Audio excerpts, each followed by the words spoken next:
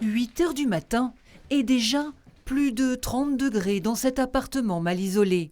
Inquiète pour ses deux chats, Lana veille à leur santé avant de partir travailler. Ce qui m'inquiétait réellement, c'était qu'ils tombent de chaleur, en fait. C'était de les retrouver, pas morts non plus, mais un peu inertes, mous, tout ça. Et justement, avec la pâtée froide, l'eau fraîche, tout ça, ils ont vraiment réussi en fait, à se réguler. En complément, la jeune femme déploie tout un arsenal d'astuces bien-être. Je crée de l'humidité. Ça permet de garder la fraîcheur pendant 2 heures, 3 heures. Et lorsque la canicule vire au rouge, c'est climatiseur toute la journée.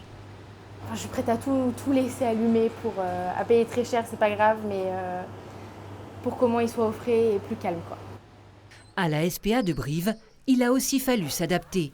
Pour rafraîchir le chenil, des brumisateurs automatiques ont été installés. On est bien là sous la brume. Ça laisse une petite pellicule mouillée au sol qui permet de leur maintenir les coussinets au frais puisque c'est par là qu'ils se rafraîchissent les chiens. Avec ces fortes chaleurs, les promenades sont annulées. À la place, c'est piscine avec les bénévoles, plus qu'un moment fraîcheur, une question de survie. Là, dans notre chenil, avec les tôles, ça montait à plus de 50 degrés à l'intérieur. Les chiens risquaient de faire des coups de chaud et donc leur vie était en jeu. Donc il fallait absolument trouver une solution pour les rafraîchir.